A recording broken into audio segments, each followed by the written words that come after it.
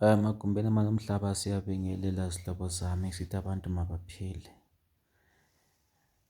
Namhlanje ngikhuluma ngisebumnyameni, ngibonakala ngamazinyo namehlo kancanyana. Ezinye isikhathi abantu babefanele bazihloniphe ukuze izinto zabo zihambe kahle, ngokubana nathi sinjena siyasihlonipha. Ngingodlozi zikhona ezinye izimfihlo zami engeke ngikwazi ukuthi ngizikhiphe ebantwini.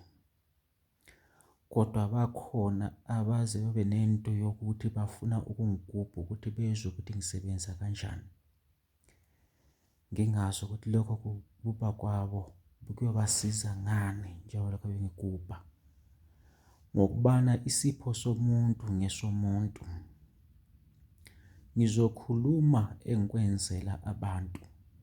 Angisoze ngikhulume izimfihlo zami ukubana ngikwenza kanjani lokho. Kodwa-ke manje into ekhona, kukhona umuntu, angeke ngithi abantu, umuntu ongilandelelayo lokho engigubha efuna ukuzwa izimfihlo zami. Okuyinto engeke ngiyikhiphe leyo yokubana ngisebenza kanjani ngokubana kuyisipho sami lokho. Mina ngikutshela kuphela umsebenzi engiwenzayo ngikwenzela wona ukubana yini ozokuthola. Hhayi izimfihlo zami ukubana ngisebenza kanjani, ukubana ngiyenzani ukuze umuntu akwazi ukuthola imali. Ngikhuluma ngisebumnyameni namhlanje. Kungokokuqala ngqa ngikhuluma ngisebumnyameni.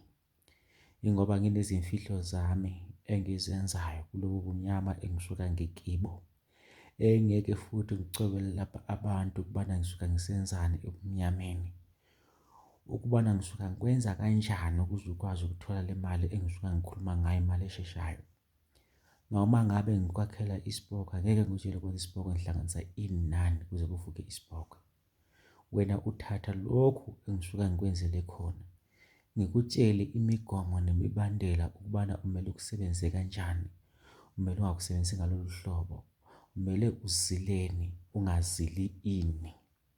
Yizo izinto engingakutshela zona mina okufanele ube nawe uyazizwisisa ngokubana unomsebenzi wakho. Yingakho-ke nami ufanele ungihloniphe emsebenzini wami, nami ngikuhloniphe emsebenzini wakho. Ngikwenzele ngendlela leyo idlozi lami lisuka lingitshela ngayo ukubana kumele ngisebenze kanjani ukuze izinto zakho ziphumelele. Hhayi ukuthi wena ungumuntu bese uyangitshela ukubana kumele ngisebenze kanjani. Uma ngabe ungudokotela, wena uzazi ukubana kumele ujove umjovo onjani. Angiboni ukuthi sikhona isidingo sokuthi uhambe uye esibhedlela. Angiboni ukuthi uma ngabe ungubhilida, uqhashe ubhilida ukuthi uyamtshela kumele akubumbele kanjani indlu. Ngokubana wena unikeza ubhilida iplani, ubhilida nguye oyifundayo leyo plani, akwakhele leyo design wena usuka uyifuna.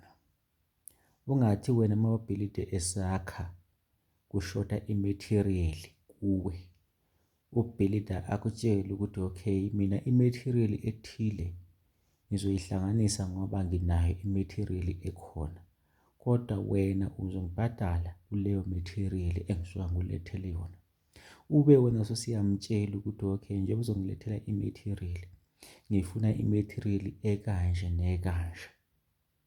Okusho ukuthi khona uyazi phela wena ukuthi ubufanele uzakhele leyo design.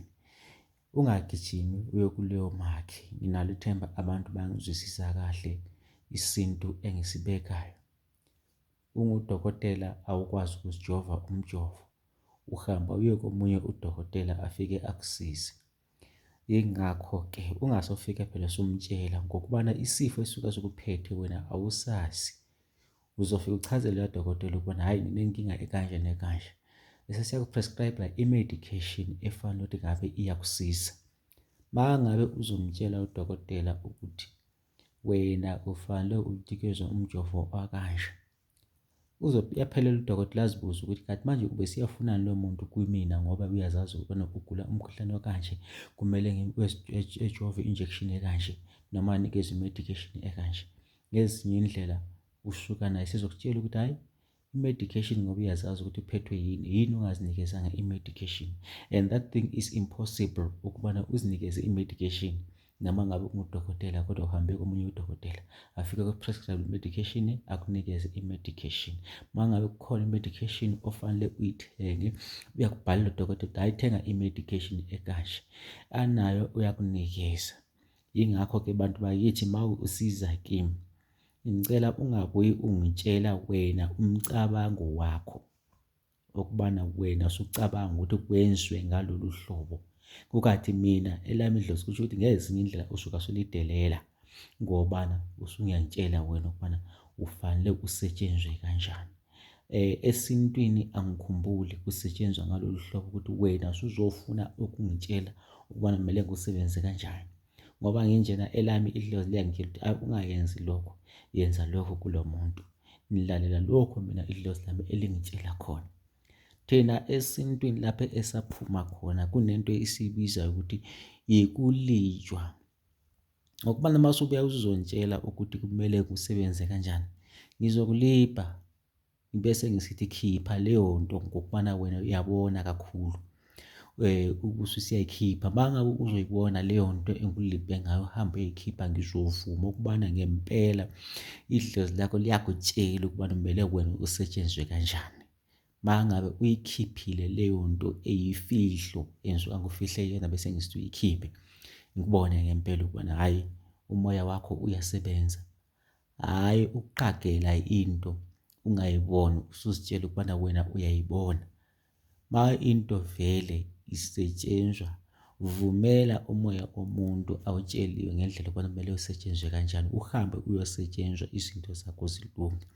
Lingahambile sibangabantu ukuthi ngoba umuntu ethule, kuthule lona idlozi leli sihloniphayo phezulu kwami. So engikucelayo ebantwini ukubana abantu bangathatheli i-chance yokuthi ngoba ngithule ngiyahlonipha umoya wami uphansi sebezothatha ukuthi bazothanda ukudlalela kimi. Mina ngenza umsebenzi ngendlela ensuke ngitshelwe ngayo, ngikwenzela umsebenzi ngaleyo ndlela uphumelele, uthathe okungokwakho nami unginikeze okungokwami. Sisebenza ngokuhloniphana, sisebenze ngokuzehlisa.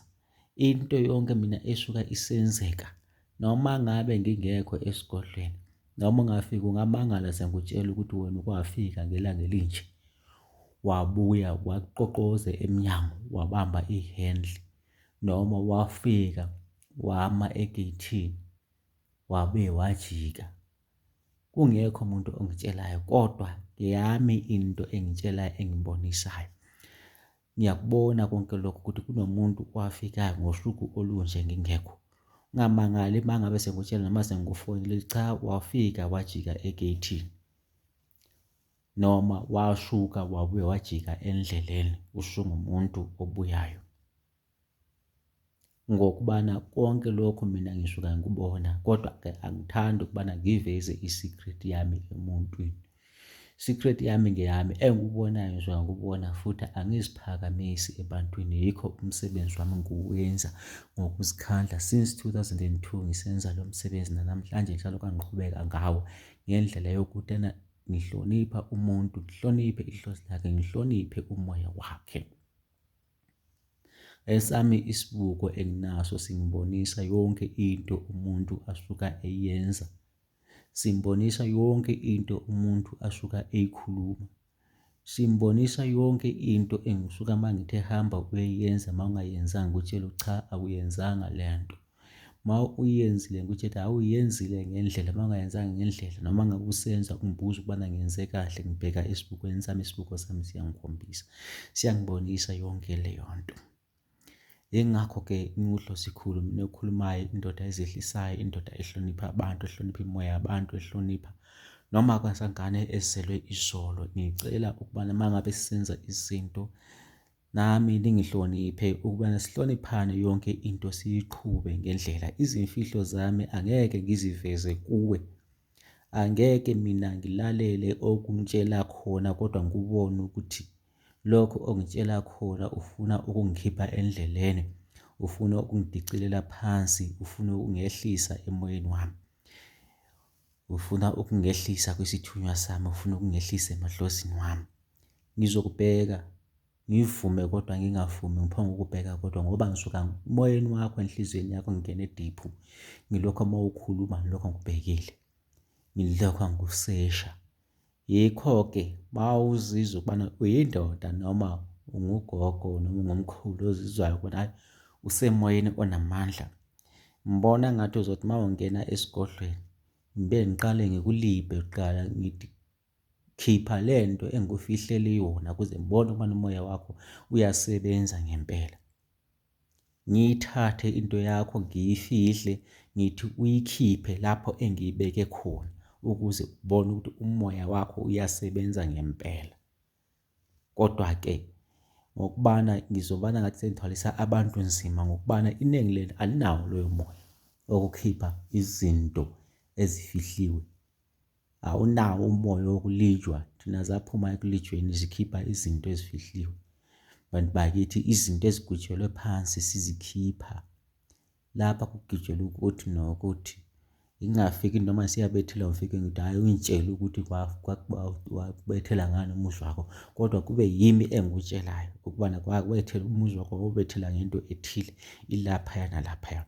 Sidinga loyo moya thina okubana ube kwazi ukukhipha into efihliwe, ube kwazi ukubana into engisuka ngisho nayo umuntu ayisesha ayibone ukubana yinto eyiqiniso ngempela ukubana simele siyenze leyo nto. Ama-shortcut empilweni bantu bakithi awadingeki. Sibhekana nezinkinga after ngoba sesihlangane nokuthi siyenza ama-shortcut. Ufuna ukwenzelwa i-shortcut eyinto mina engekho ehlozini lami ukubana kumele ngikwenzele i-shortcut. Kusasa uma usuhlangana nenkinga suzogxeka mina ngoba ngikwenzele i-shortcut ngendlela yokuthi wena ngoba ufuna i-shortcut. Angiyazi i-shortcut empilweni engudlozi lo okhulumayo. Bantu bakithi, konke amagumbi amane omhlaba, ngiyalithanda nonke, ngiyalihlonipha bantu bakithi. Mangabe ufuna usizo lwempumelelo, usizo lwemali, usizo lokuphila, uyagula, unezinkinga, noma ngabe unomuntu wakho ugula imvukuzane, unomuntu wakho ohlanyayo ekhaya, dinga usizo lebhizinisi, dinga usizo lwempumelelo, dinga usizo lemali, xhumana nami ku-083 2066 954. Ngidinga umuntu obekezelayo, umuntu okwaziyo into ayifunayo. Yiko ngathi mina umuntu noma ngabe efuna usizo bangabe engangithembe ahambe ayongihlola ukubana ngumuntu onjani. Khuluma nami ndoda mangabe ufuna usizo lemali, siyakwazi ukwenza lo sizo lemali, sikunikeze lokho osuka ukufuna. Mangabe ufuna isilwane esizokusebenzela, ufuna imali esheshayo, noma ngabe ufuna umuthi webhizinisi, ibhizinisi lakho alingeni bantu, uyinyanga kusangeni bantu esigodlweni, xhumana nami 083 2066 954. Bafuna usizo lwemali, khalaza, siyakunikeza usizo ngaleyo onkanyiso onayo. Njengoba ngishilo ukubana mangabe unenkanyiso sikwazi ukusiza ngokubana sikwenzele, sikusebenzele. Mase siqedile bese siyasinikeza nathi iphesenti yethu esisuka siyivumelene. 083 2066 954. Ngiyalithanda nonke bantu bakithi, engudlozi lo okhulumayo.